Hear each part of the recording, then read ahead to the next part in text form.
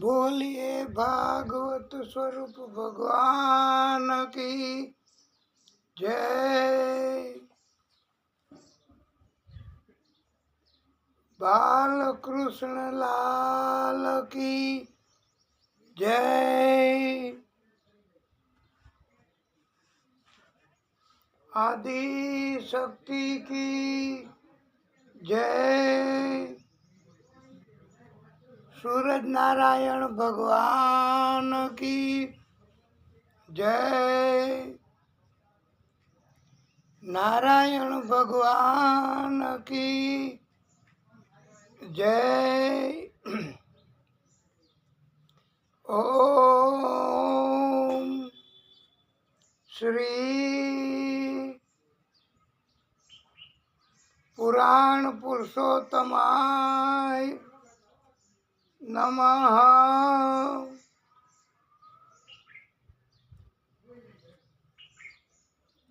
ओम नमो भगवते वासुदेवाय। ओम नमो भगवते वासुदेवाय। ओम नमो भगवते वासुदेवाय।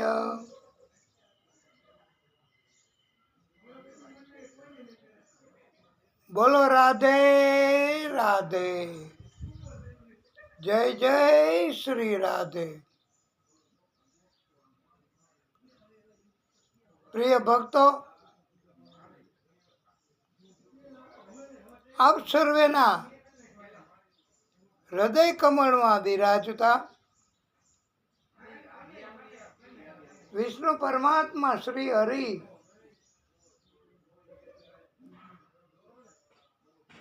આદિ શક્તિ એમના બધા જ પ્રાગટ્યો એમને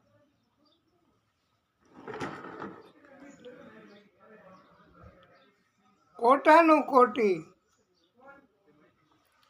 દંડવત પ્રણામ।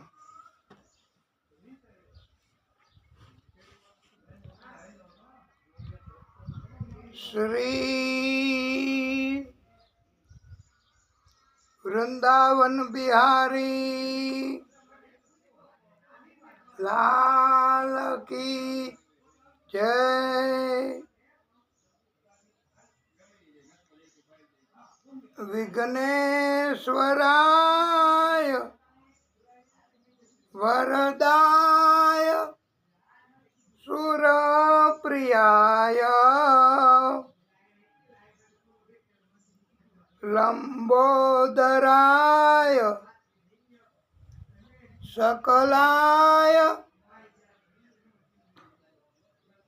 जगत पिताय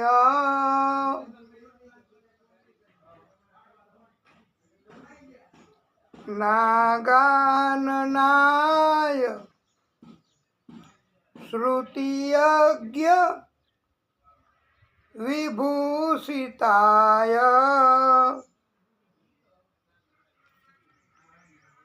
गौरी सुताय गणनाथ नमो नमस्ते। ओम सूर्य देवाय नमो नमः।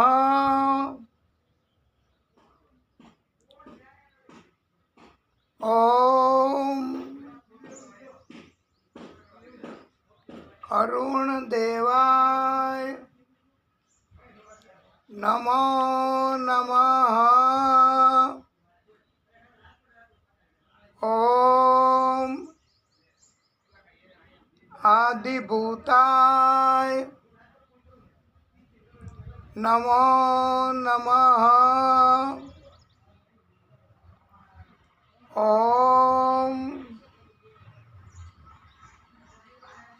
આદિત્યાય નમો નમઃ.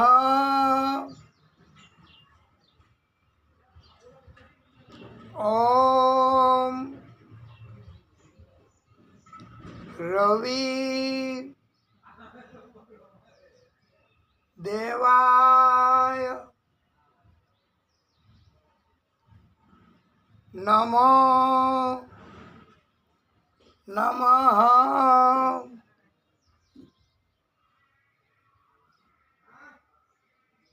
ઓમ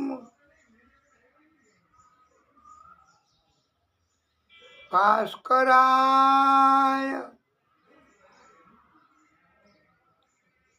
નમો નમઃ.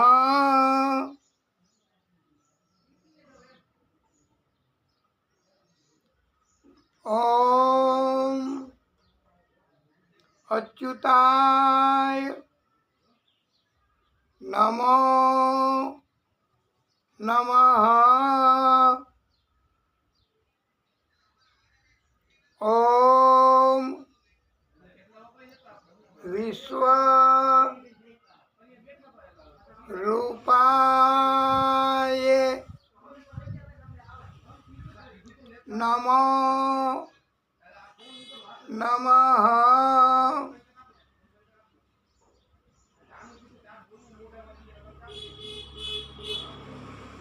આ સૂરજનારાયણ ભગવાનના થોડા નામ, એનું ઉચ્ચારણ એ સૂરજનારાયણ ભગવાન આપણી ઉપર કૃપા કરે. આપે સાંભળ્યું આ નામ સૂરજનારાયણ ભગવાનના છે, તો આપની ઉપર પણ કૃપા થાય જ. આપણે દિવ્ય મંત્ર બોલીશું. ઓમ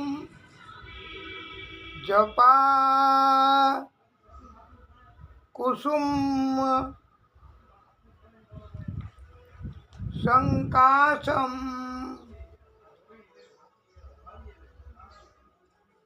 કાશ્યપેયમ મહાદ્યુતિમ તમોરીમ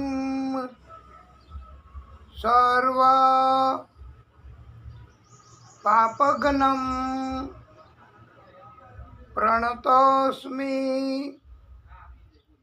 દિવાકરમ. ભગવાન સૂરજ દાદા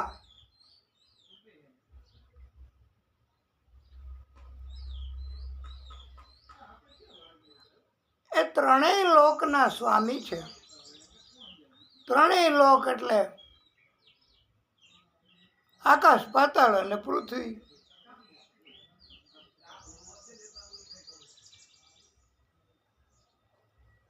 સૂરજનારાયણ ભગવાન જપા પુષ્પની જેમ જ ગ્રહમંડળમાં અરુણિમામય છે. સૂરજ ભગવાન એમણે પ્રચંડ તેજ ધારણ કરેલ છે. આ સૂર્ય ભગવાન મનુષ્યના બધા જ પાપોનો નાશ કરનારા છે. આપણે સૂરજ ભગવાનને સત સત પ્રણામ કરીએ છીએ. સત સત એટલે અહીંયા એવો અર્થ કરવાનો છે કે વારે વારે સૂર્યનારાયણ ભગવાન બ્રહ્મા સ્વરૂપ પણ છે, વિષ્ણુ સ્વરૂપ પણ છે, શિવ સ્વરૂપ પણ છે. એટલે બ્રહ્મા, વિષ્ણુ અને મહેશ એ ત્રણેયની અંદર સુરત દાદાની શક્તિ રહેલી છે. સુરત નારાયણ ભગવાન આદિદેવ, પ્રત્યક્ષ દેવ છે. સુરત નારાયણ ભગવાન ઘણું ઘણું આપણને આપે છે. ભક્તિ કરીએ તો અનેક ગણું આપે છે. ભક્તિ ન કરે એને સૂરજ નારાયણ ભગવાન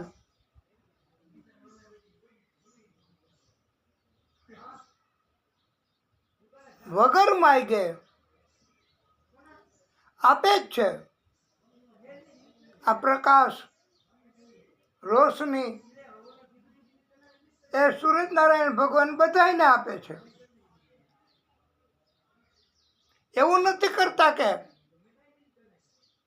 જે ભક્તિ ન કરે એને અંધારું. અલબત્ત કર્મ સારા ન કર્યા હોય, અલબત્ત સૂરજ દાદાની કૃપા ન હોય, અલબત્ત સૂરજ દાદાની ભક્તિ ન કરતા હોય તો અમુક ઉંમર પછી સૌથી પહેલા વહેલા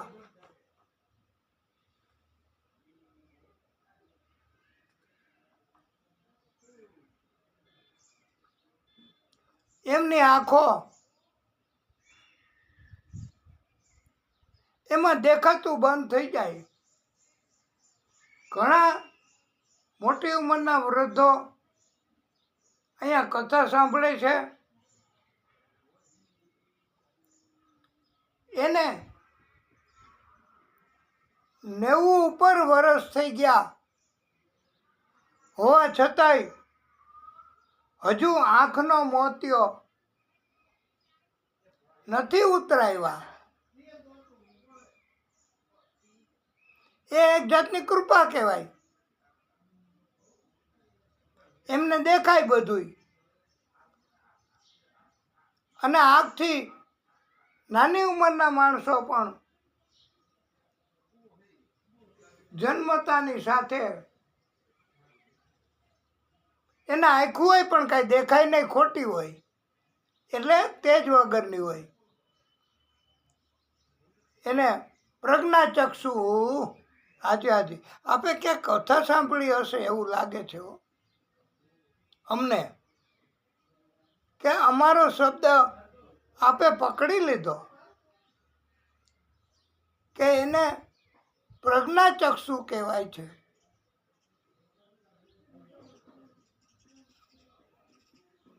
પણ એની આંખોમાં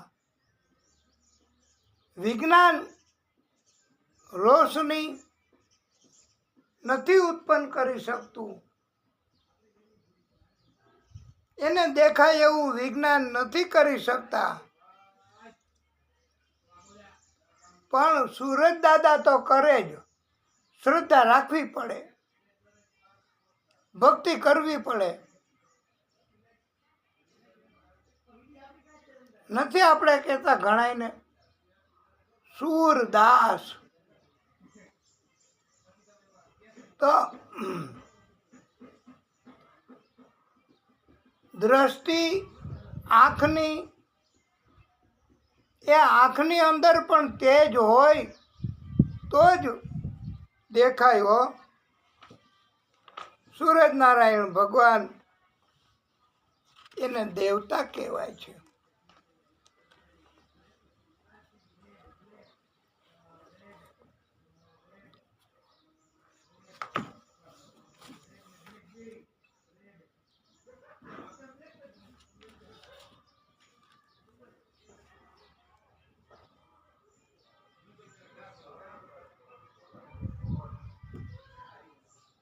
શ્રી હરિમ પરમાનંદમ ઉપદેશકારમ ઈશ્વરમ વ્યાપકમ સર્વલોકાનાં કારણમ તમ નમામિ હરિમ પરમ. નારાયણમ નમસ્કૃત્ય નરમ ચૈવ નરોત્તમં દેવી સરસ્વતી વ્યાસમ તતો જયો મુદીરયેત.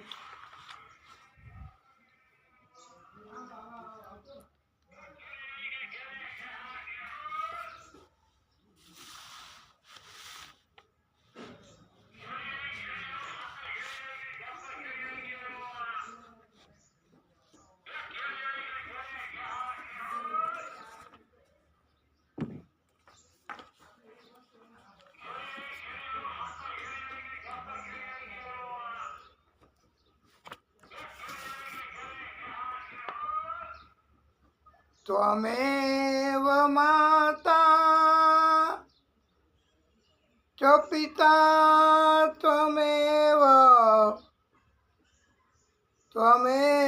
બંધુ ચ સખા ત્વમેવ વિદ્યા દ્રવિણમ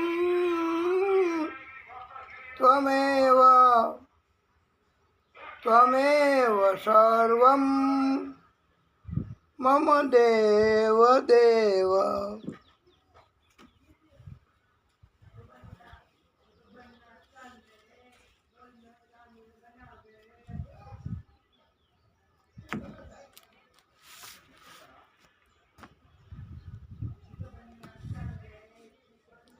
હવે આપણે ભગવાનની કૃપા સુંદર મજાનું આપણે અને કાલે કોણે ભક્તોએ પ્રશ્ન કર્યો હતો કે ફિલ્મનું ગીત ગવાય, ભગવાનને અનુલક્ષીને હોય તો બોલાય, અને રાગ આવડતો હોય તો બોલાય.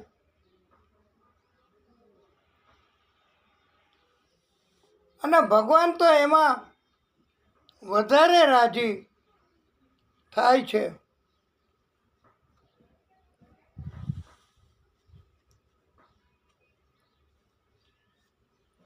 ભગવાનને આપણે એમ કહીએ કે ભગવાન આપણને દેખાય નહીં, દર્શન ન આપે, અને આપણને છેતરી લે.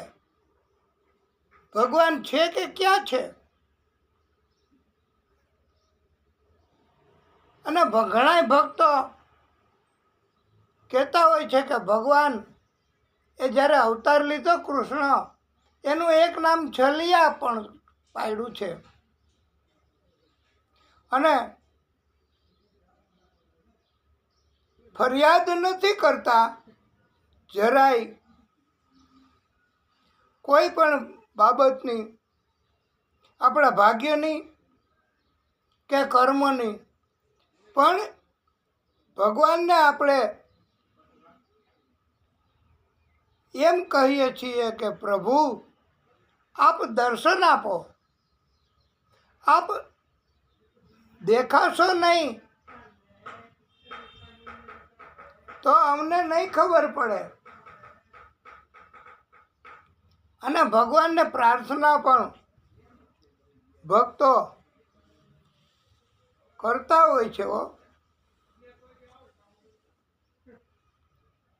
અને ભગવાનને આ મીઠી ફરિયાદ પણ કહેવાય. જરા સામને તો आओ चलिए, छुप छुप चलने में क्या राज है, यूं छुप ना सकेगा परमात्मा, मेरी आत्मा की ये आवाज है. जरा सामने तो आओ चलिए, छुप छुप चलने में क्या राज है, यूं छुप ना सकेगा परमात्मा, मेरी आत्मा की ये आवाज है. અને ભક્તો કહે છે, હે પ્રભુ, हम तुम्हें चाहे तुम नहीं चाहो, ऐसा कभी ना हो सकता. पिता अपने बालक से बिछड़ के सुख से कभी ना सो सकता.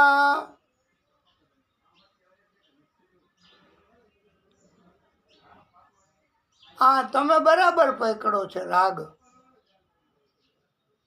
આ 1957 કે એની આસપાસની ફિલ્મ. અને આ ભાગવતના સિદ્ધાંત ઉપરથી રચના કરી છે ગીતકારોએ અને ગાયું છે. એનું નામ જ એવું રાખ્યું છે. તમને ખબર હોય તો તમે કહો એનું કયું નામ? 1957 આસપાસનું છે. અને જન્મ જન્મ કે ફેરે.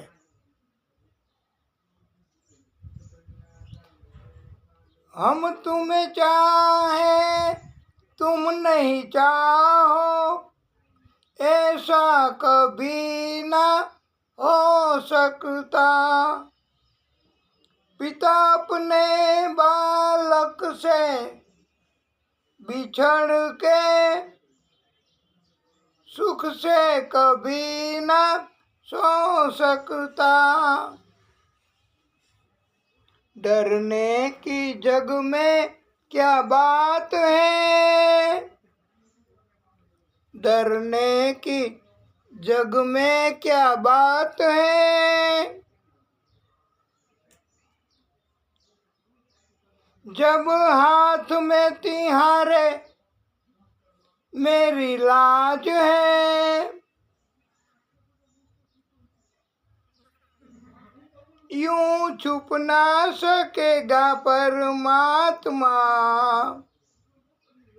मेरी आत्मा की ये आवाज है.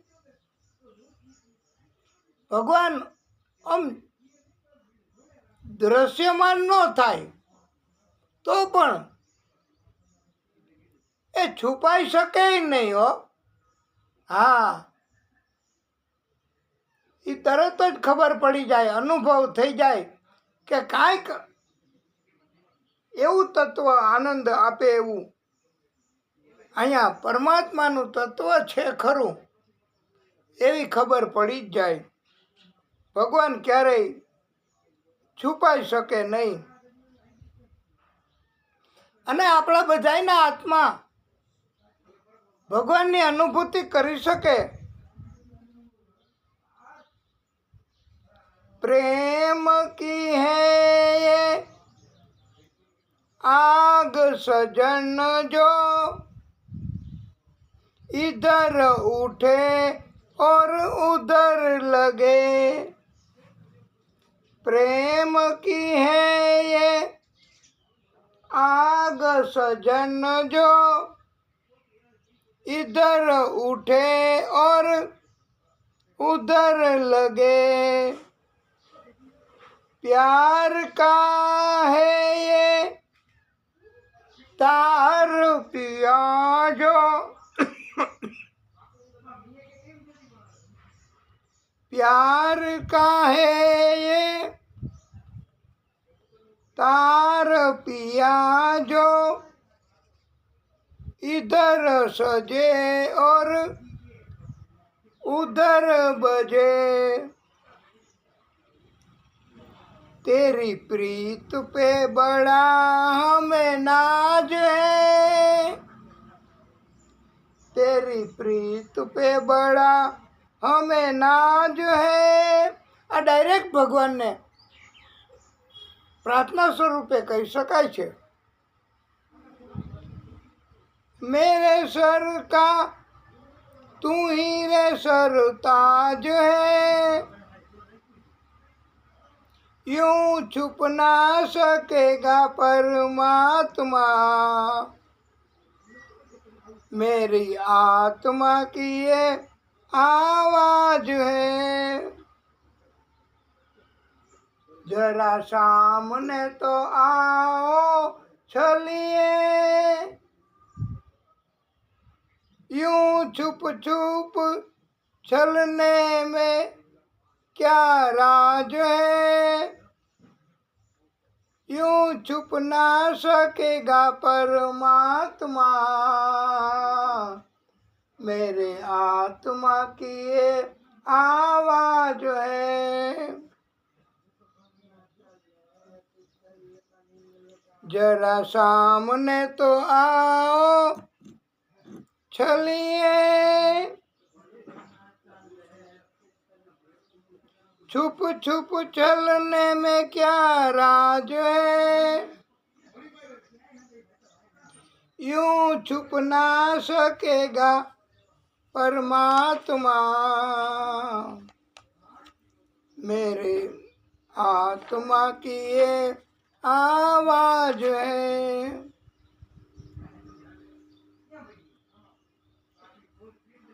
ભગવાન ક્યારેય છલ કરતા જ નથી. જેટલું ભગવાન આપણી પાસેથી કે કોઈ પણ ભક્ત પાસેથી લે,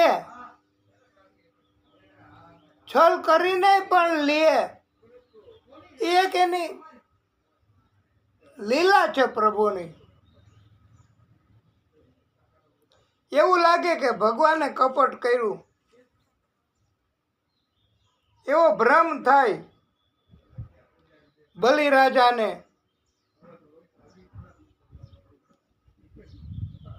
ભગવાને એમ કહ્યું તો એ છલ જ કહેવાય ને, કે બલિરાજાને ભગવાને 3 પગલા જમીન, 3 ડગલા સંપદા માગી પોતાના પગથી માપવા. એ ન્યા જો વાલા ભક્તો, પોતાના પગ એટલે જો બીજાના પગથી તો એવડા ને એવડા, પણ ભગવાને માગવા ટાણે પોતાના પગ નાના બતાવ્યા. અને લેવા ટાણે સંકલ્પ કર્યા પછી પ્રભુએ વિરાટ પગ બતાવ્યા અને બધું બલિરાજાનું લઈ લીધું. અરે 3જું ડગલું ક્યાં મૂકવું એ કથા આપણે પછી કહેવાના છીએ વાલા ભક્તો. પણ આ કથા કે ભગવાન છલ કરે કોઈ દિવસ નહીં. આને છલ કર્યું કહેવાય. ન કહેવાય. ભગવાને બલિરાજા પાસેથી બધું આપ્યું તું ને લીધું ને.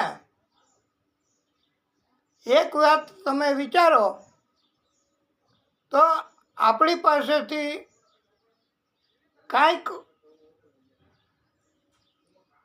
કોક લે છલ કરી નહીં તો એ તો ભગવાને આપ્યું હોય તો લે ને. આપણી પાસે હોય નહીં તો કોણ લે? કેવી રીતે કપટ કરે? કાંઈક હોય આપણી પાસે તો કપટ કરે અને છલ કરે. એમ બલિરાજા પાસે ભગવાને આપ્યું તું પેલા બધુંય અને શક્તિએ આપી હતી લેવા માટે. દિમાગ પણ આપ્યો તો અને પરાક્રમો પણ કર્યા હતા બલિરાજાએ. તો એ ભગવાને આપ્યું હતું ને ભગવાને લીધું. પણ એમ છતાંય ભગવાને બલિરાજાને પાતાળમાં ગયા છે. ભગવાન ચોકી કરવા ચોકીદાર બન્યા છે ભગવાન. આ કેટલું બધું આપ્યું કહેવાય ભગવાને. ઓલું તો ભગવાને આપ્યું તું એ ભગવાને લીધું. અને તમે એવો પ્રશ્ન કરશો પ્રિય ભક્તો કે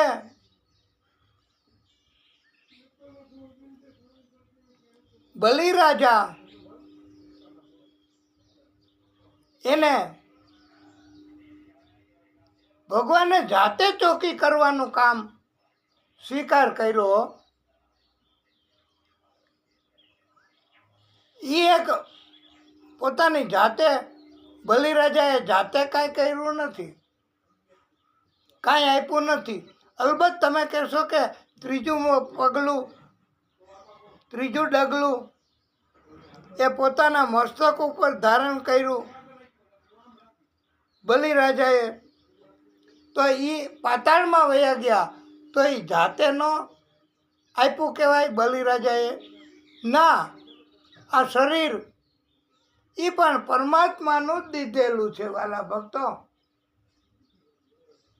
એટલે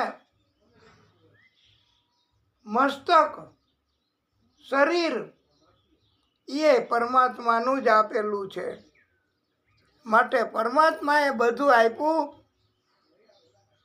એ લીધું. પણ પરમાત્માએ ચોકીદારીનું કામ સ્વીકાર્યું. એવું લાગે કે અમૃતપાન કરવા દૈત્યોની સાથે અન્યાય કર્યો અને કપટ કર્યું. ભગવાને મોહિની રૂપ લીધું.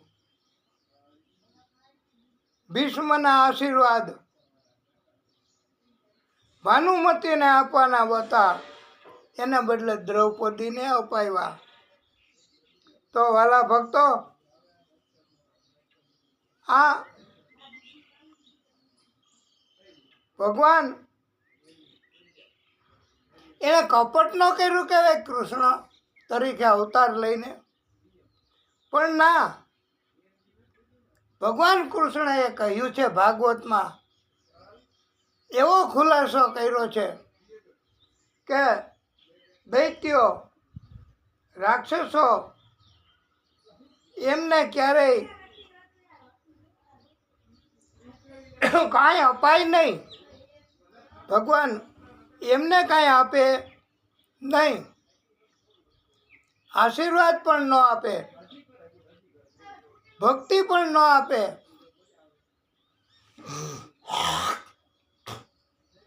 કારણ કે દૈત્યો ભગવાને જેટલી આપી હોય શક્તિ દૈત્યોને પણ, તો એના બદલામાં બહુ પાપ કરે, ભક્તોને પરેશાન કરે દૈત્યો. એટલે ભગવાન ના પાડે છે કે એક તો જેટલું આપ્યું છે એ મદદ કરવામાં નથી વાપરતા, તો એને કાંઈ વધારે અપાય નહીં. એટલે ભગવાન ક્યારેય દૈત્યોને મદદ કરવામાં નથી માનતા.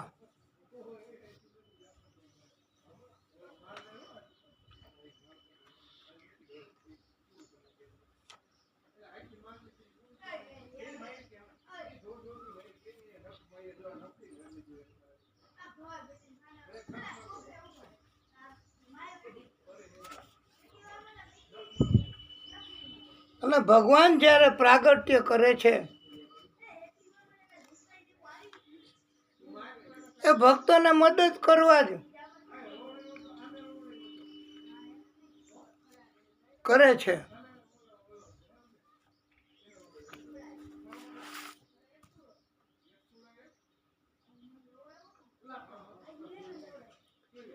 તો તમે બધા સાથે બોલજો.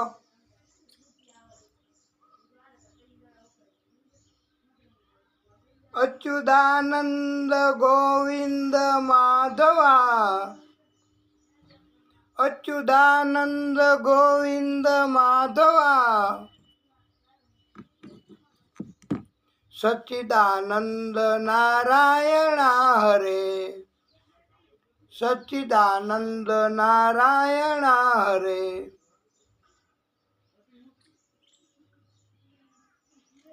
વાસુદેવ કૃષ્ણ હરે, વાસુદેવ કૃષ્ણ હરે. શંખ ચક્ર ગદાધરા, શંખ ચક્ર ગદાધરા. રાધે ગોપાલા, રાધે ગોપાલા. અચ્યુતાનંદ ગોવિંદ માધવા, સચ્ચિદાનંદ નારાયણ હરે, સચ્ચિદાનંદ નારાયણ હરે.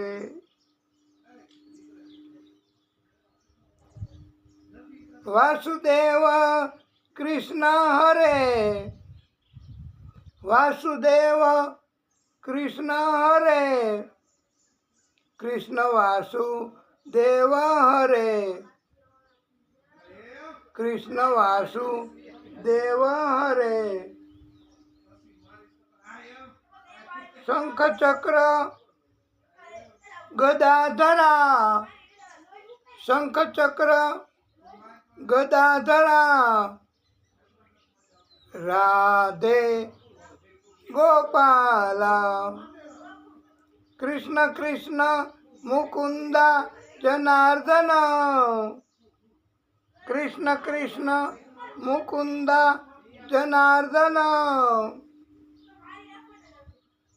કૃષ્ણ ગોવિંદ નારાયણ હરે, કૃષ્ણ ગોવિંદ નારાયણ હરે.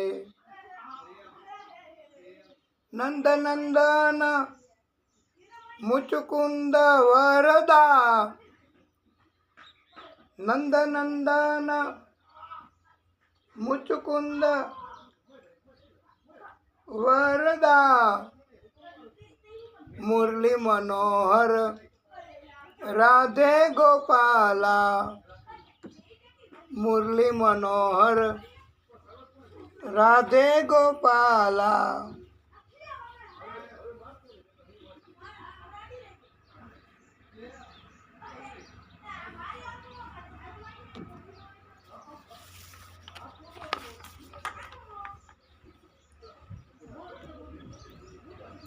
શ્રી સુકવાસ ઉવાચ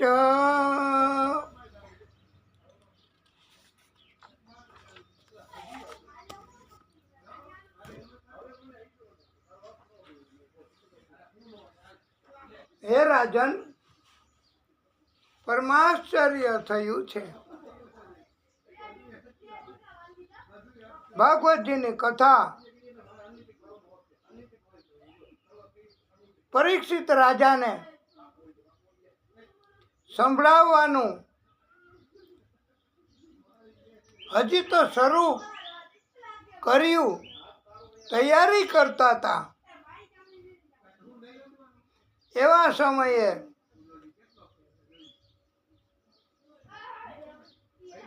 સ્વર્ગમાંથી દેવો અમૃત કુંભ લઈને આવી ગયા છે.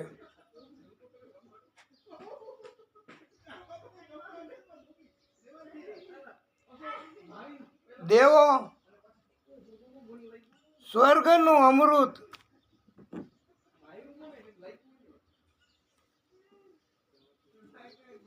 એટલે લઈને આવ્યા. આખો કુંભ, આખો ઘડો એવડો મોટો લઈને અમૃત નો કે ગમે એટલાને પીવડાવો ઘટે નહીં. એટલે આખો કુંભ સ્વર્ગનું અમૃત લઈને આવ્યા દેવો અને કહ્યું, ગુરુદેવ, આ કથા પરીક્ષિતજીને એટલે સંભળાવો છો કે 7 દિવસમાં એનું મૃત્યુ થવાનું છે.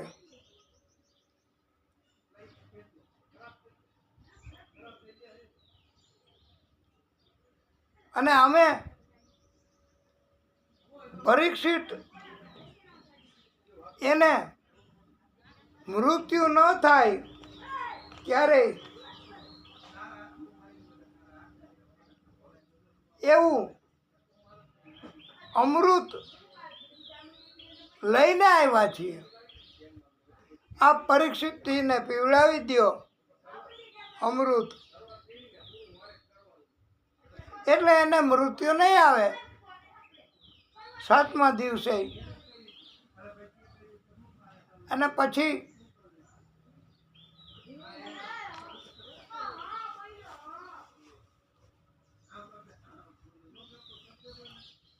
કથા સંભળાવવાની જરૂર નહીં પડે. સુખદેવ પ્રભુએ કહ્યું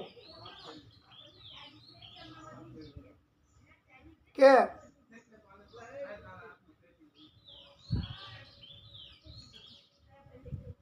પરીક્ષિતના જેવા બધાને મૃત્યુ ન આવે એવી ઈચ્છા હોય એ બધાને આ અમૃત પીવડાવી દો.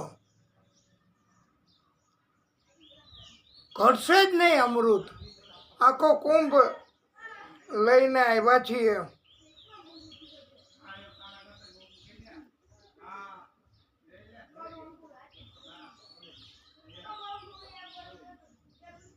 પછી સુખદેવ પ્રભુએ કહ્યું કે બદલામાં શું કરવાનું? અમૃત કુંભ, અમૃતપાન સ્વર્ગના અમૃતનું કરવું. એના બદલામાં સુખદેવ પ્રભુ કહે છે કે બદલામાં અમારે શું કરવાનું?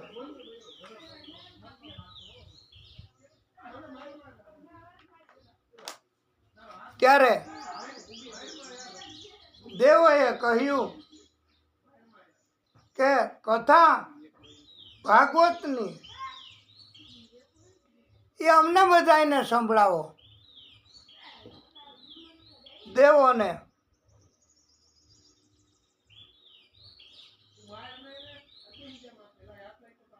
ત્યારે સુખદેવ પ્રભુએ અને પરીક્ષિત એમ તો ન કહેવાય, પરીક્ષિતજીએ પરામર્શ કર્યો અને સ્વર્ગનું અમૃત આ દેવો લઈ આવ્યા. એ શું કરે?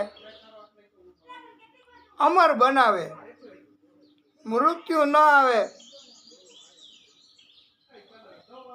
એવું કરે. અને આ કથા ભાગવતની, એ ભાગવત અમૃત, ભાગવતની કથા સાંભળવાથી ગુરુદેવ શું પ્રાપ્ત થાય? ત્યારે સુખદેવ પ્રભુએ કહ્યું કે એ તો આપને પહેલાં સંભળાયું છે પરીક્ષિત, કે આ ભાગવત કથા એ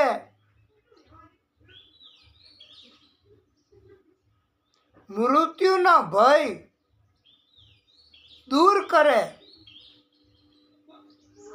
અને ભાગવતની કથા મૃત્યુ થયું હોય એવા આત્માને સંકલ્પ કરીને આ ભાગવતની કથા સંભળાવીએ, આયોજન કરીએ તો એવા મૃત્યુ પામેલા આત્માઓને પણ સદગતિ થાય છે. ભાગવતની કથા એ તો ઓરિજિનલ અસલ તત્વ છે. અને આ સ્વર્ગનું અમૃત એ અમર બનાવે, પણ પછી મૃત્યુ જ ન આવે.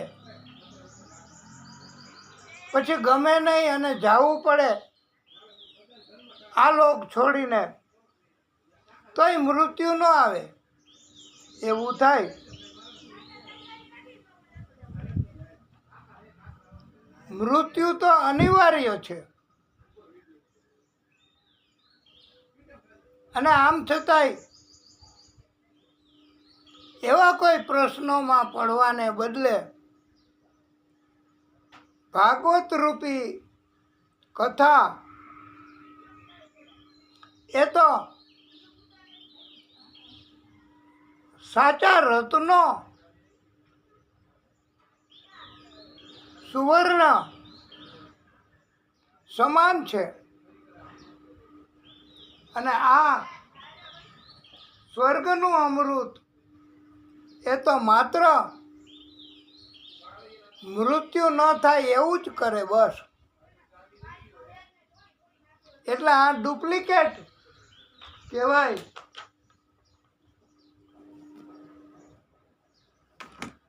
આ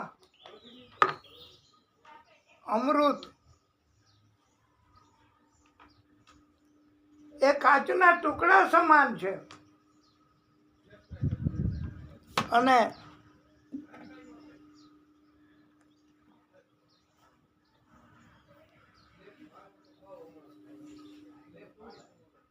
ભાગવત કથા એ સાચા રત્નો સમાન છે. તમારે સાચા રત્નો જોઈએ તો ભાગવત કથા સાંભળો. અને જો તમારે ડુપ્લિકેટ કાચના ટુકડાઓ જોઈએ, ડુપ્લિકેટ હીરા જોઈએ, તો આ સ્વર્ગનું અમૃત એ તો કાચના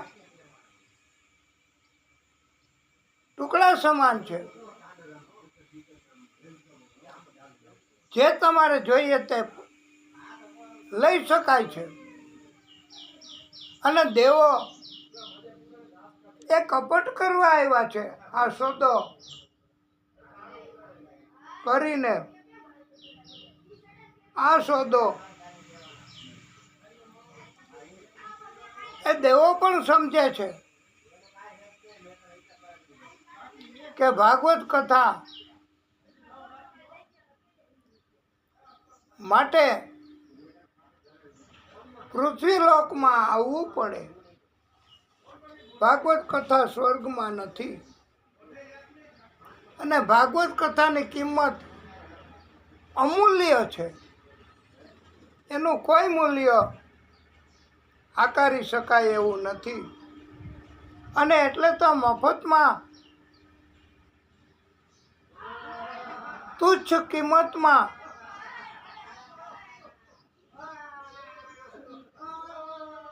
ભાગવત કથા લઈ લેવા માટે દેવો પધાર્યા છે.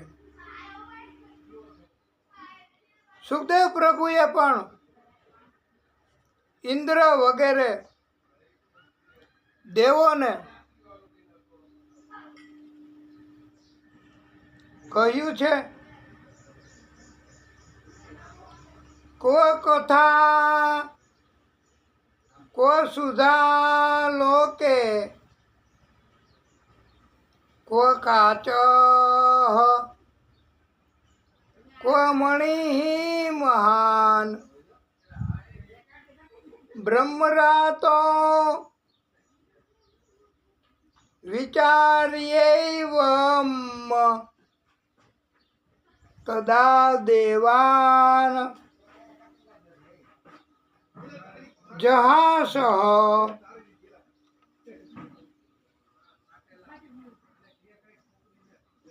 કથાની અંદર બેઠા હોઈએ આપણે તો કથા સાંભળવાને બદલે ઘણીવાર આપણા નસીબમાં ન હોય કથા સાંભળવાનું, તો ઘણાય સાંભળે નહીં, કથા સ્વાર્થ રાખે, કપટ કરે, બીજા શ્રોતાઓને પણ છેતરીને લાભ લેવા માટે ઘણા ભક્તો કોશિશ કરતા હોય છે. એને ભાગવતની કથા મળતી નથી. એને ભાગવતની કથા કૃપા કરીને ભગવાન આપતા નથી.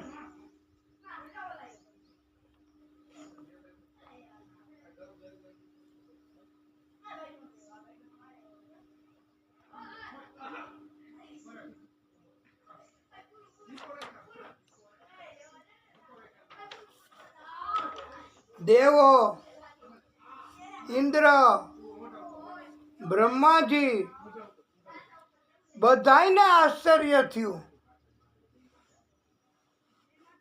નવીનતા લાગી કે 7 દિવસમાં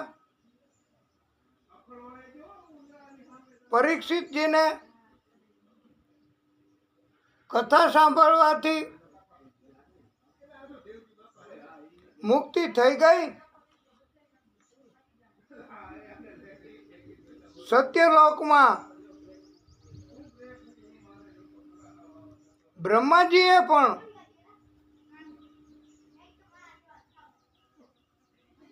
થોડી શંકા તો કરી જો. હા, અને તુલા ત્રાજુ મગાવ્યું, 2 પલ્લામાં ત્રાજવાના.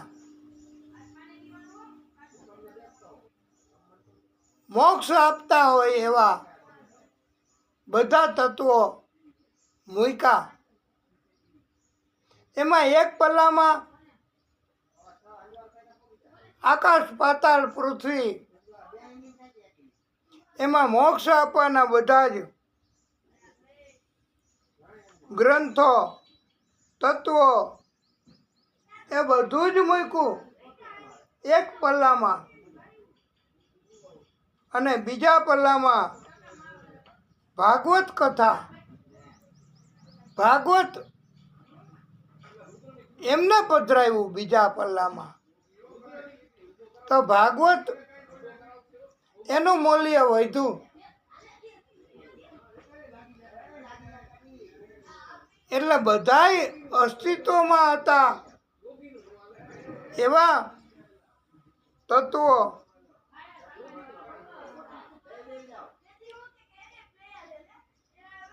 એ મુક્તિ આપી શકે એવા હતા નહીં. ભાગવત મુક્તિ આપી શકે 7 દિવસમાં અને ટૂંક સમયમાં જ. અને ભાગવત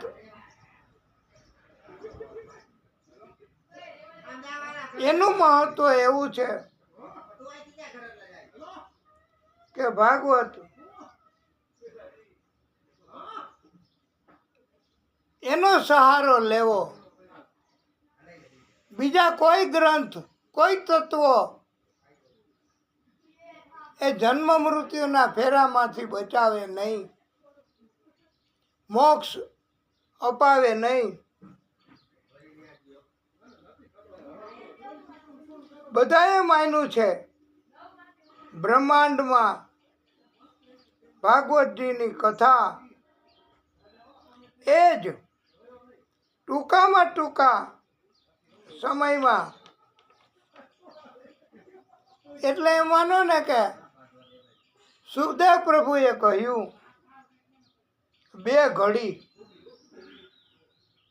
2 ઘડી એટલે 48 મિનિટ. 48 મિનિટ એમાં ભાગવત ભગવાન મોક્ષ આપી શકે છે, જન્મ મૃત્યુના ફેરામાંથી બચાવી શકે છે. ભાગવતે પોતે જ ભગવાનનું સ્વરૂપ છે, વાણી સ્વરૂપ છે. સુખદેવ પ્રભુએ કહ્યું છે કે ખટવાંગ નામના રાજાને 2 ઘડીમાં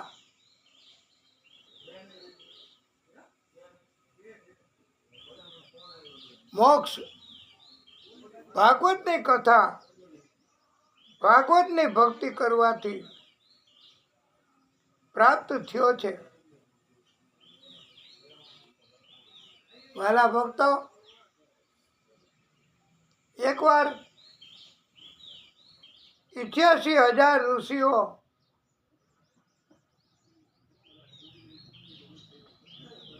બદ્રિકાશ્રમ ક્ષેત્રમાં, આ અમે આપને ભાગવત એનું મહત્વ સમજાવવાનો પ્રયત્ન કરીએ છીએ. બદ્રિકાશ્રમ ક્ષેત્ર એટલે અત્યારે એને કનખલ ના નામથી ઓળખાય છે. એ વિસ્તાર હરિદ્વારની પાસે આવ્યો છે અને ત્યાં બધા બાળ ઋષિઓ સંકાદિક પણ હતા. 88,000 ઋષિઓ હતા. ત્યાં નારદજી એકવાર આવી પહોંચ્યા. નારાયણ નારાયણ નારાયણ. નારદજી એમણે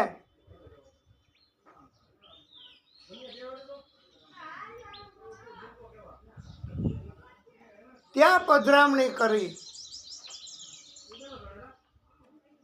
નારદજીને જોઈ દર્શન કરી આ બાળ ઋષિઓએ બધાય વતી પૂછ્યું. નારદજીનો ચહેરો આનંદમાં નહોતો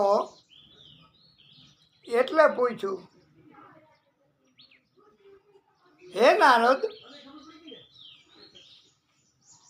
હા બીજા કોઈ તો પ્રશ્ન ન પૂછી શકે, પણ બાળ ઋષિ ચારેય એ પરમાત્માનો અવતાર હતા, આદિશક્તિનું પ્રાગટ્ય હતું. અને એણે નારદજીનો ચહેરો જોયો તો ખબર પડી ગઈ કે નારદજી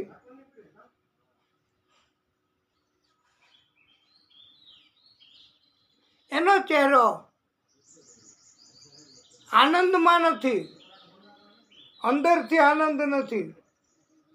એટલે બધાય વતી બાળ ઋષિઓએ પૂછ્યું છે,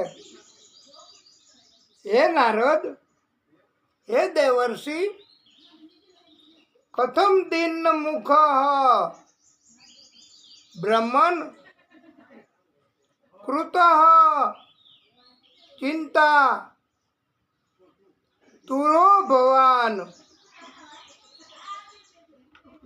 ત્વરિતમ ગમ્યતે કુત્ર કૃત ચ આગમનમ તવ. હે દેવર્ષિ નારદ, તમારું મુખ ઉદાસ કેમ છે? તમને શું ચિંતા છે? આટલી ઉતાવળથી, ઝડપથી, હે દેવર્ષિ, તમે ક્યાંથી આવો છો?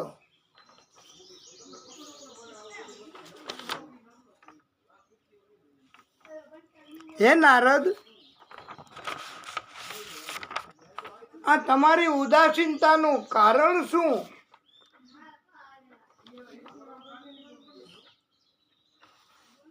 એ તમે અમને સંભળાવો, એ તમે અમને સમજાવો. ત્યારે નારદજીએ પોતે પોતાની વાત, પોતે પોતાની કથા શરૂ કરી. એને કથા જ કહેવાય ને, આત્મકથા કહેવાય. પોતે પોતાની વાત કરે એને આત્મકથા. અને એને વાતે કહેવાય કે પોતે પોતાની વાત કરે. જોકે અત્યારે તો એવું કહેવામાં આવે છે પ્રિય ભક્તો કે પોતે પોતાની વાત કરતા હોય ને એ આ કળિયુગમાં તો સંભળાય નહીં, ઓછી સંભળાય. સાંભળવી પડે તો સાંભળવું, અને એ નાટક કરતા કરતા. કારણ કે પોતે પોતાની વાત કરતા હોય ને એમાં અભિમાન તો આવે આવે ને આવે જ. અને જેમાં અભિમાન આવે એવી કોઈ કથા ભગવાન નથી પસંદ કરતા. એટલે કોઈ પોતે પોતાની વાત કરતા હોય, દુનિયા, જગત, પરિવાર, સમાજ, તો કોઈએ મોટે ભાગે સાંભળવું નહીં, અથવા સાંભળવું તોય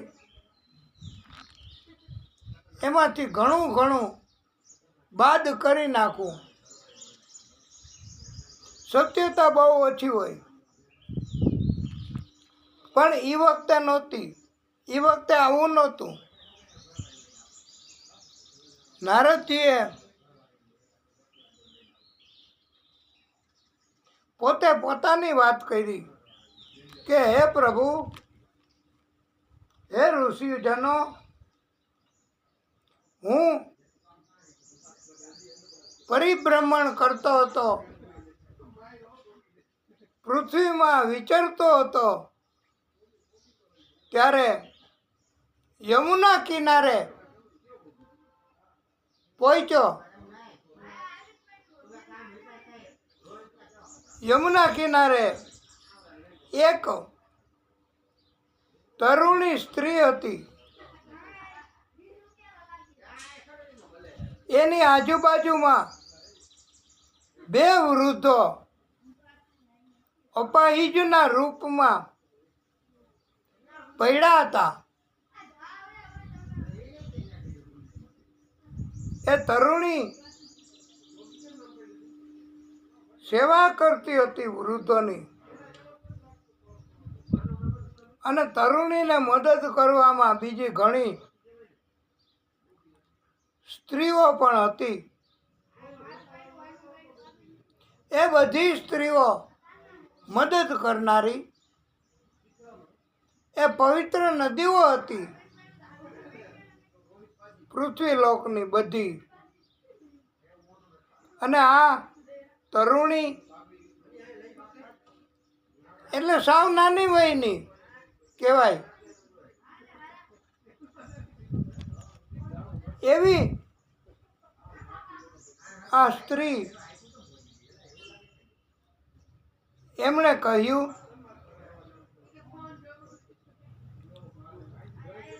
હે મહાત્મા, સાધુ, થોભો,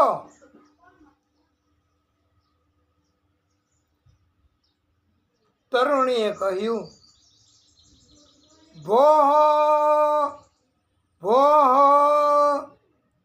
સાધુમ ક્ષણમ તિષ્ઠ મત ચિંતામ અપી નાશય દર્શનમ તવ લોકસ્ય સર્વથા કહરમ પરમ. નારદજીએ કહ્યું, હું થોભ્યો. એમણે મને થોભવાનું કહ્યું.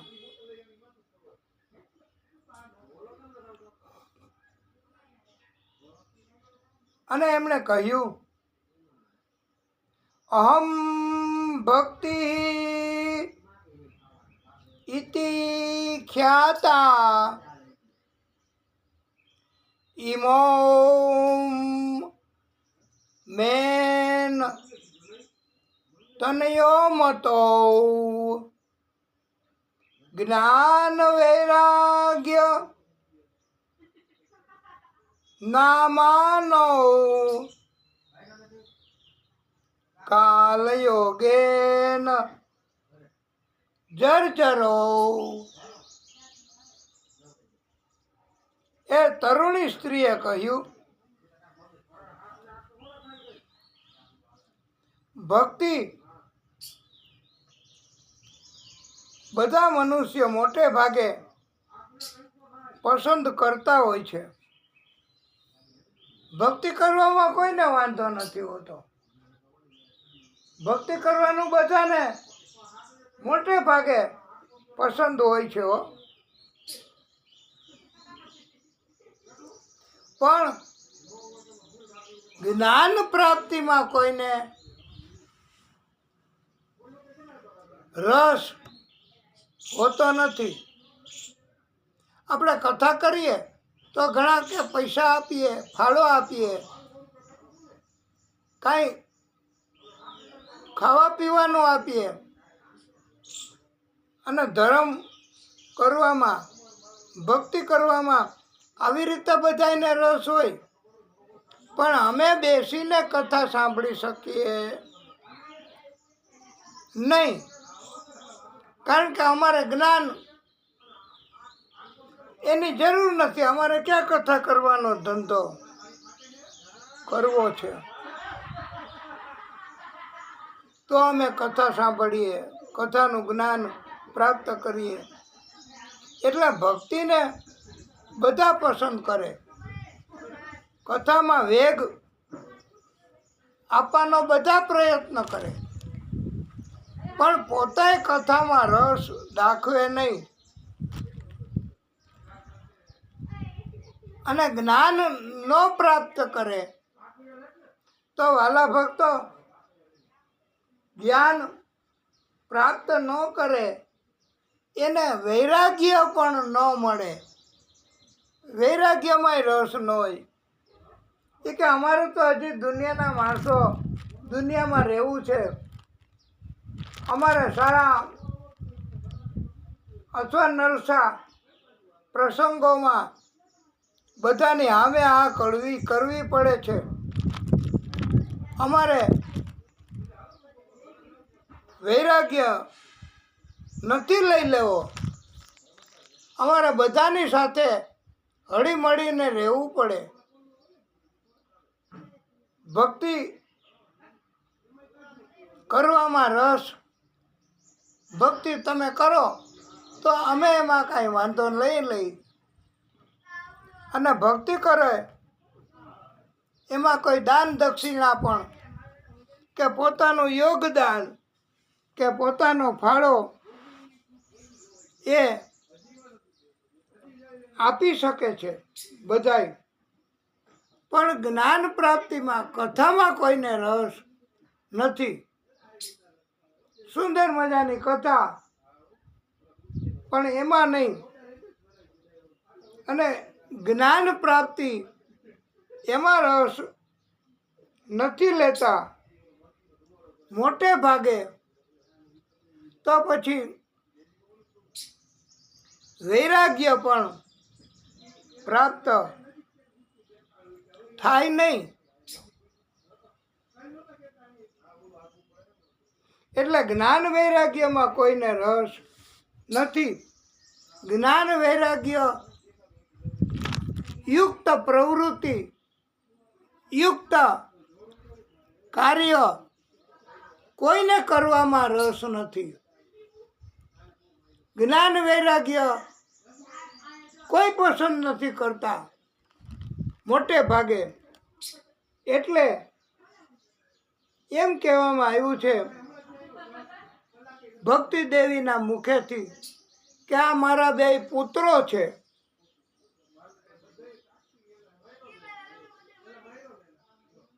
એની આવી દશા થઈ છે.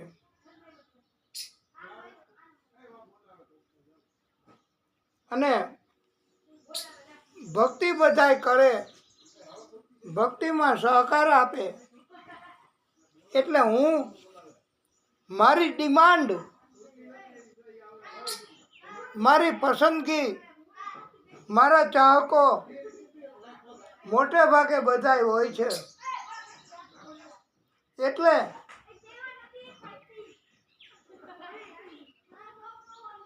હું ભક્તિ દેવી કહે છે કે તરુણી બની ગઈ છું, પુષ્ટ બની ગઈ છું. મારામાં ઘટપણ નથી પ્રવેશ કરી શકું.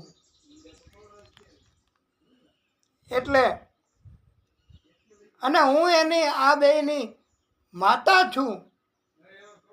મારે ઘટપણ તો આવ્યું જ નથી. એટલે વાલા ભક્તો, આ મારા બંને પુત્રો એ અમુક ઉંમર થઈ કાલ યોગેન જર્જરો, એટલે વૃદ્ધાવસ્થા ઉંમર પ્રમાણે ઉંમરની અસરના કારણે આવી છે. આ મારા બે જ્ઞાન અને વૈરાગ્ય એને પોષણ આપવા માટે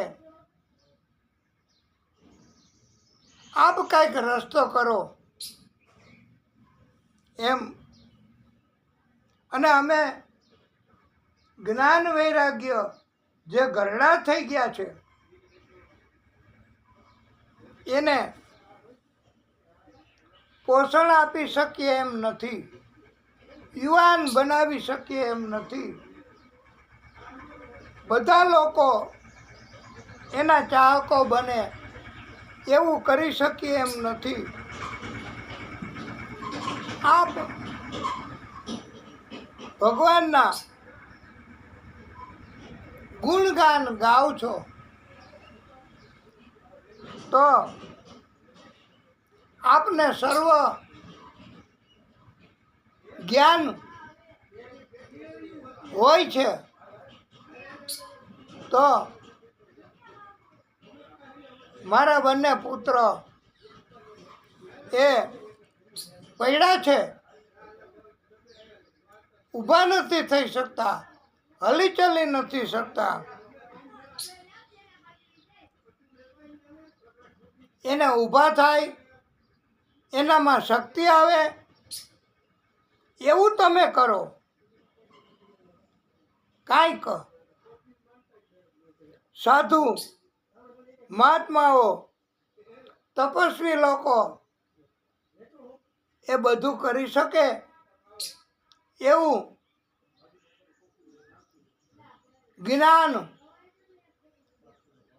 અમને છે, એટલે આપને વિનંતી કરીએ છીએ. અને જો મારા બંને પુત્રો એને પોષણ નહીં આપી શકે કોઈ, તો અને આ પવિત્ર નદીઓ મારી સાથે સેવા કરવામાં છે. નારદજી કહે, મેં કહ્યું કે હમણાં જ એમને બેઠા કરી દઉં, હમણાં જ એમને ઊભા કરી દઉં. નારદજીએ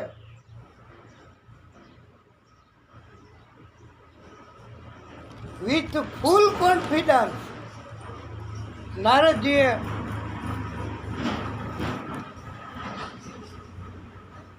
બહુ જ આત્મવિશ્વાસ સાથે જ્ઞાન વૈરાગ્યના કાનમાં વેદોના મંત્રો કર્યા. એની અસર થઈ, એ ઊભા તો થયા,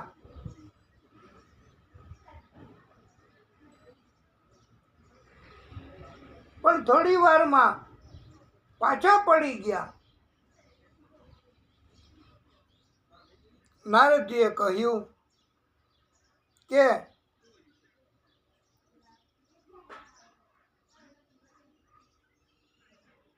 આ ઉપાય હું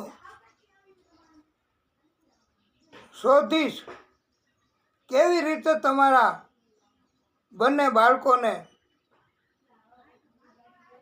શક્તિ આવે, દોડતા થાય, યુવાની આવે, એ હું જરૂર પ્રયત્ન કરીશ.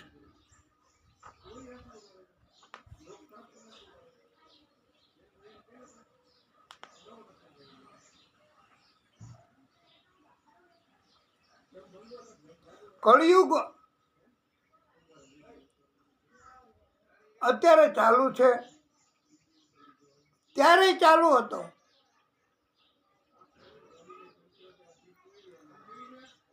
અને છોકરીઓ, તરુણીઓ એ સગીર નાની ઉંમરની હોય તોય એને પરણાવી દેવામાં આવે, અને એને બહુ મહત્વ શાસ્ત્ર પક્ષમાં પણ આપે. અને એ કેમ કરે?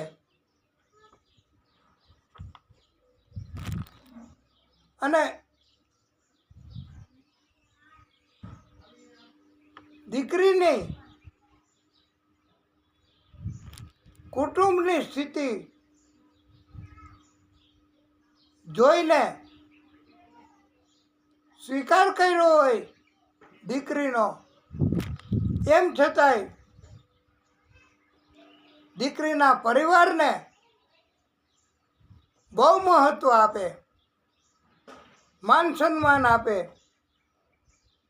સલાહ લેવી પડે તો ક્યારેક સાલા સાહેબની, એટલે એ કન્યાના ભાઈની કે સસરા પક્ષની સલાહ લે, ઘરમાં કોઈની સલાહ ન લે. જોકે આવું બધાય નથી બનતું, પણ ભાગવતમાં લખ્યું છે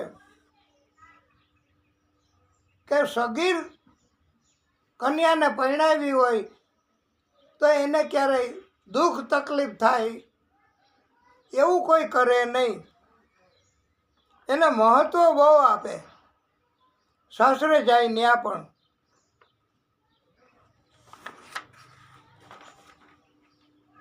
અને ભાગવતમાં લખ્યું છે,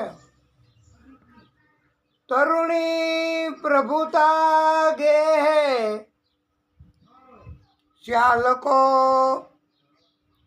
બુદ્ધિ દાયક, કન્યા વિક્રયણો લોભાત, દંપતિ નામ ચકલકનમ. પૈસાથી છોકરીઓ કન્યાઓ એને કળિયુગમાં વેચવામાં આવે છે. આનું કારણ બધાયમાં લોભ હોય છે. કલિયુગમાં માનવીઓ જૂઠું બોલનારા હોય અને એના કારણથી બુદ્ધિ શક્તિ એ મંદ થઈ ગઈ હોય. અને નારદજી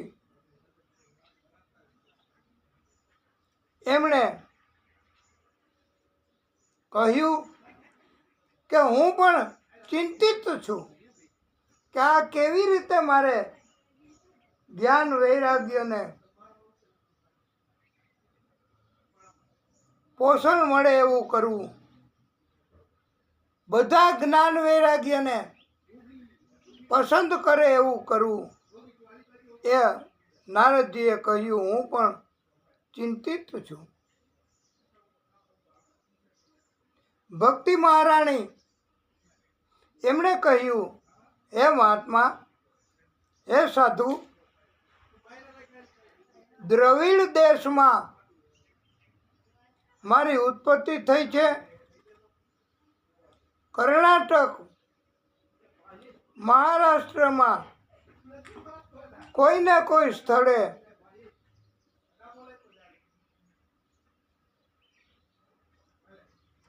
મને પસંદ કરી અને મારું માન વધ્યું, મને પોષણ મળ્યું. અને ગુજરાતમાં હું આવી આ ભક્તિ દેવી કહે છે ત્યારે હું જીર્ણ થઈ છું. પાછી વૃંદાવનમાં આવી આથી મને નવું ચેતન આવ્યું છે. વૃંદાવનમાં બહુ ભક્તિ બધા બહુ કરે.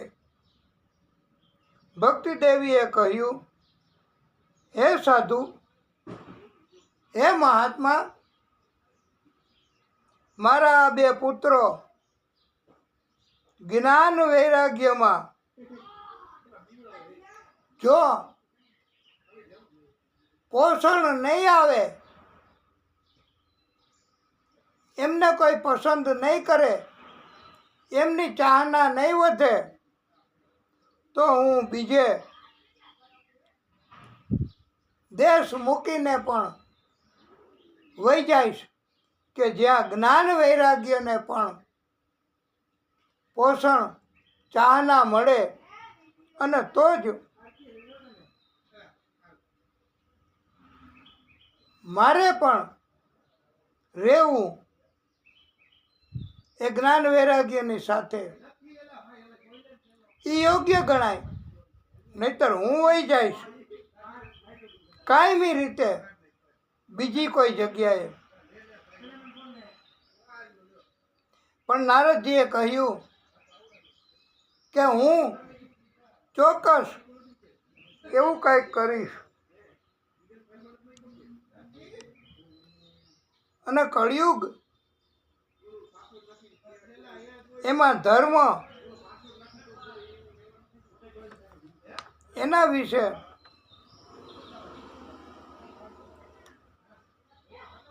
એવું સમજાયું છે વાલા ભક્તો કે કળિયુગમાં ધર્મના 4 ચરણમાંથી 3 ચરણ નાશ પામ્યા છે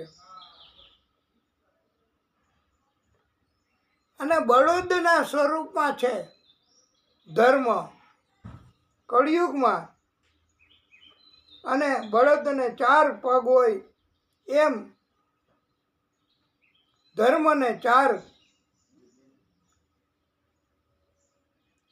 પાયાઓ તત્વો રહ્યા કહેવાય છે. પણ અત્યારે સતયુગ નથી, પણ કળિયુગ હોવા છતાંય ધર્મમાં કોઈ બહુ રસ નથી રાખતા. માત્ર સત્ય એના ઉપર જ ધર્મ ટક્યો છે. કલિયુગમાં સત્ય, શૌચ, દયા અને દાન આ 4 આધારો છે ધર્મના. એમાં પવિત્રતા, દયા, દાન એ હવે ધર્મમાં કોઈને રસ નથી. માત્ર સત્ય ઉપર જ ધર્મ ટક્યો છે. કોઈ પવિત્રતામાં માનતા નથી, પછી ધર્મનું ક્યાંથી આચરણ થાય? દયા અત્યારે કોઈને નથી.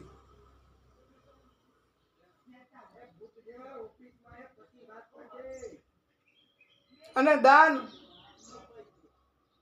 એ પણ કોઈ કરતા નથી.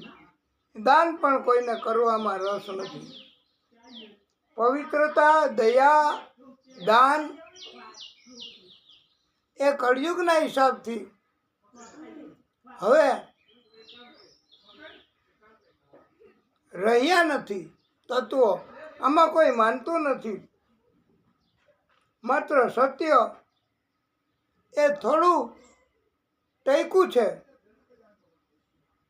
અને એના ઉપર જ ધર્મ, એના આધારે જ ધર્મ ટક્યો છે.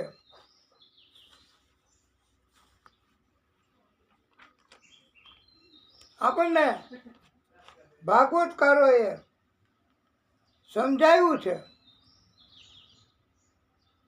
કે ધર્મ એની સ્થિતિ કેવી. સનકાદિક ઋષિઓએ પ્રશ્ન કર્યો હતો, એટલે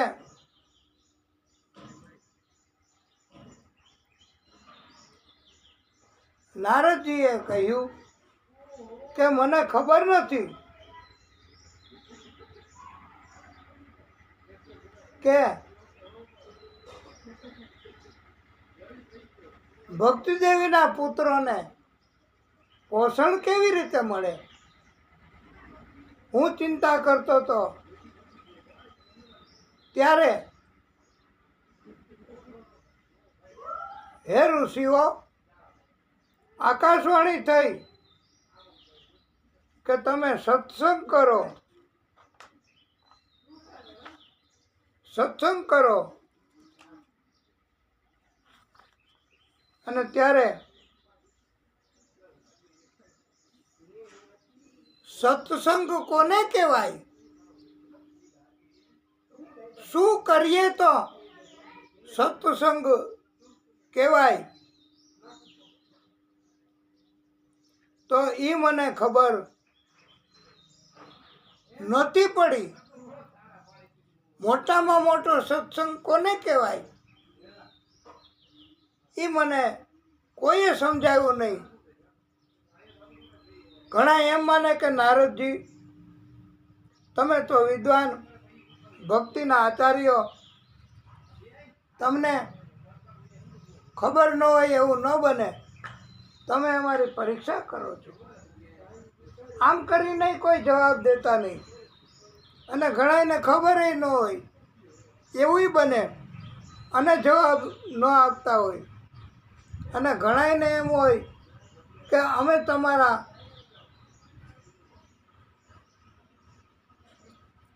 હૃદયમાં મોટામાં મોટો સત્સંગ કયો કહેવાય એ અમે સમજાવી શકીએ નહીં.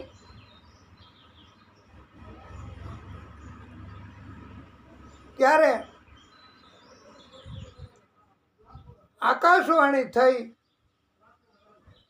કે હે નારદ, તમે સત્કર્મ કરો, સત્કર્મ કરો, સત્કર્મ કરો. પણ હે ઋષિઓ, સત્કર્મ કોને કહેવાય? 88,000 ઋષિઓ, એમાં કોઈએ સમજાવી અને નારદજીને સંતોષ આપ્યો નહીં. ત્યારે શંકાદિક ઋષિઓએ સમજાવ્યું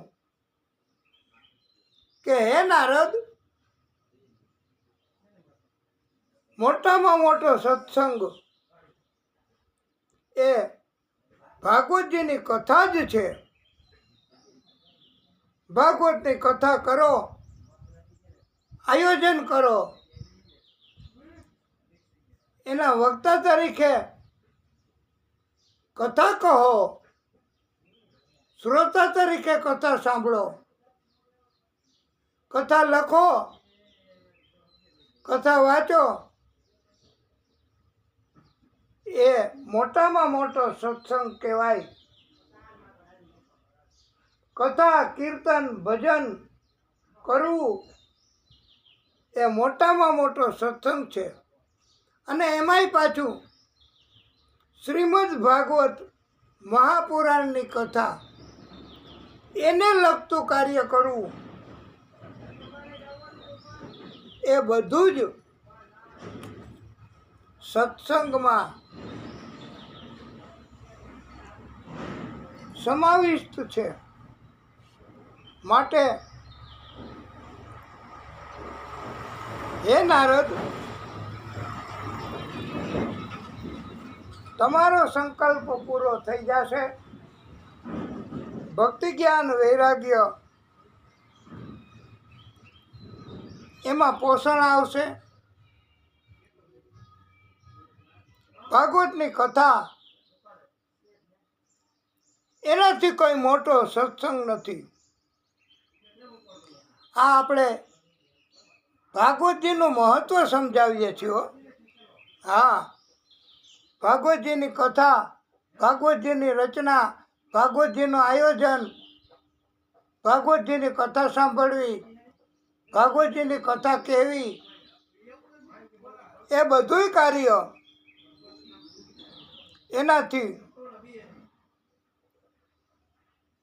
પોષણ મળે છે, કષ્ટ દૂર થાય છે. અને એનાથી મોટો કોઈ સત્સંગ છે જ નહીં. સત્સંગ એટલે 2-4 જણા કે ગ્રુપના માણસો ભેગા થઈ અને ભજન કીર્તન કરે તો એની સાથે સાથે ભાગવતની કથા એ મોટામાં મોટો સત્સંગ છે. અને મુક્તિ આપનાર ભાગવતની કથા જ છે. કષ્ટનો નાશ ભાગવતની કથાથી જ થાય છે. દર્દ, રોગ એ ભાગવતની કથાથી જ દૂર થાય છે.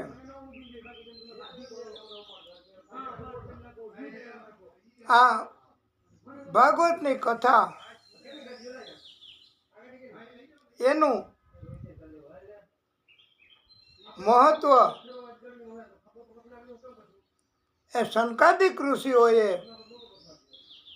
પોતે કે જેણે ભગવાનનો પ્રથમ અવતાર લીધો છે, આદિશક્તિએ અવતાર લીધો છે, એણે પોતે કીધું છે ભાઈ કે ભાગવતની કથા એ મોટામાં મોટો સત્સંગ છે.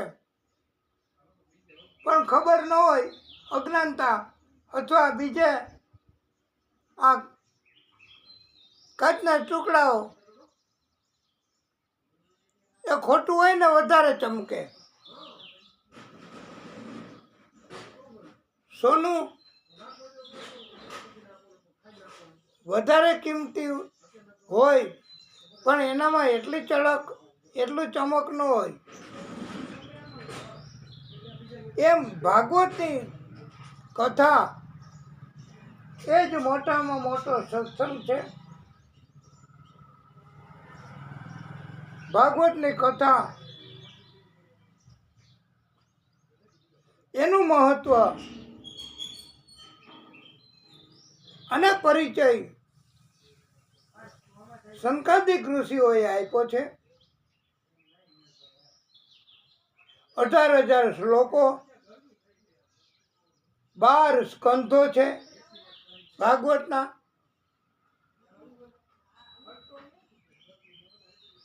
એટલે ભાગવતની કથા કરવાનું મોટામાં મોટો સત્સંગ છે. અને એનાથી હે નારદ, તમારો સંકલ્પ પૂરો થાય છે કે ભક્તિ જ્ઞાન વૈરાગ્યમાં પોષણ આવશે. માટે હવે સંકાદિક ઋષિએ નારદજીને એવું સૂચન કર્યું કે ભાગવતજી એની કથા કરાવો. હવે નારદજીએ શું કર્યું, હવે નારદજી શું કરે છે એ બાબત આપણે કથા એમાં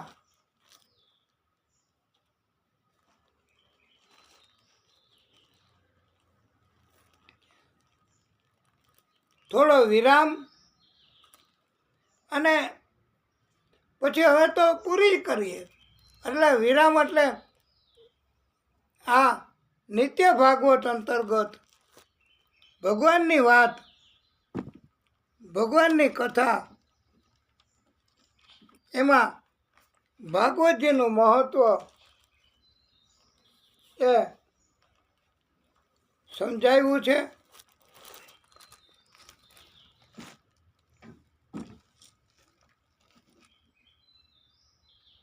અને નારદજી હવે શું કાર્ય કરે છે એ આપણે હવે પછી આવતીકાલે ભગવાનની કૃપા નિત્ય ભાગવત અંતર્ગત આપણે આ કથાને અહીંયા વિરામ આપીશું. ઓમ નમઃ પાર્વતી પતયે હર હર મહાદેવ હર. કથાને વિરામ.